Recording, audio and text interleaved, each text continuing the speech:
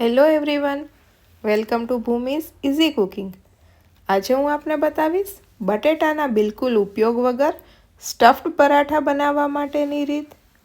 આ સ્ટફ્ડ પરાઠા એકદમ સરળતાથી કઈ રીતે બને તેના માટે આ વિડીયોને છેલ્લે સુધી અચૂક જોજો। જો તમે આ ચેનલ પર નવા હોય તો ચેનલને સબસ્ક્રાઈબ કરવાનું ભૂલશો નહીં। સબસ્ક્રાઈબ કરવું એકદમ ફ્રી છે।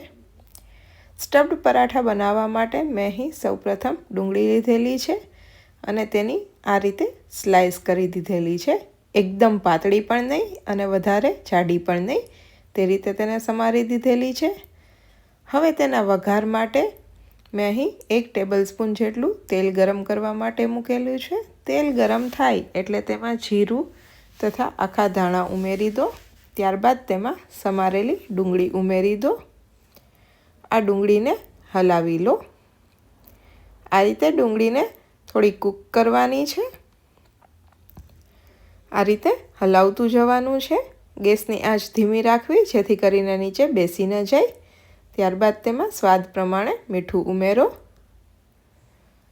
થોડી કૂક થાય ત્યારબાદ તેમાં મસાલા ઉમેરી દો। મેં અહીં ચટણી ઉમેરેલી છે તથા જીરું ઉમેરેલું છે। ચટણીનું પ્રમાણ તમારા સ્વાદ પ્રમાણે વધારે ઓછું રાખી શકો છો।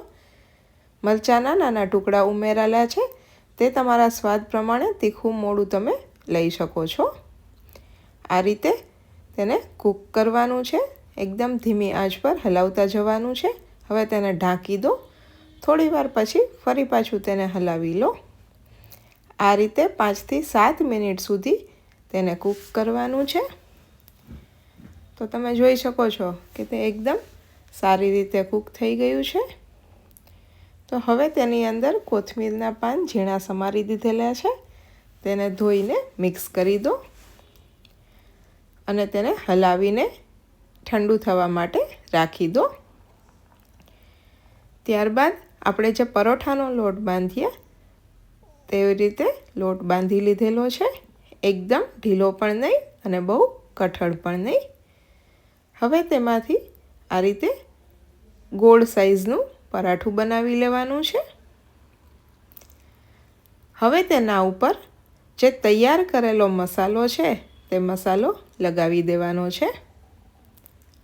આ રીતે ધીમે ધીમે આખા પરોઠા પર તૈયાર કરેલો મસાલો લગાવી દો। ત્યારબાદ તેને એક સાઈડ પર હાફથી કટ કરવાનું છે। આ રીતે કટ કરી દેવાનું છે। હવે તેને વાળી દેવાનું છે, એટલે ટ્રાયેંગલ જેવો શેપ બનશે અને પછી તેને આ રીતે વાળતું જવાનું છે। કોર્નર પર વધારે મસાલો ન આવે તે રીતે તેને વાળતું જવાનું છે। તમે જોઈ શકો છો કે એકદમ ટ્રાયેંગલ શેપની અંદર તૈયાર થઈ ગયું છે। હવે તેમાં થોડો કોરો લોટ ઉમેરી તેને આ રીતે ત્રિકોણ શેપની અંદર જ વણી લો।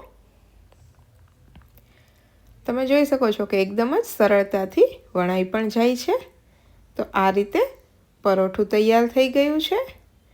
હવે તેને શેકવા માટે મેં અહીં એક પેનની અંદર થોડું તેલ મૂકેલું છે। તેમાં એક સાઈડ લાઇટ બ્રાઉન કલરની થાય એટલે તેને ફેરવી દેવાનું છે। હવે તે સાઈડ પર થોડું કૂક થાય એટલે ઉપરની સાઈડ પર થોડું તેલ લગાવી દો અને ફરી પાછું તેને ફેરવી દો અને આ રીતે હળવા હાથે પ્રેસ કરો। ગેસની આંચ મીડિયમ રાખવી। આ રીતે બંને સાઈડ પર લાઇટ બ્રાઉન કલરનું થાય ત્યાં સુધી તેને કૂક કરવાનું છે। ફરી પાછું તેને ફેરવી દો।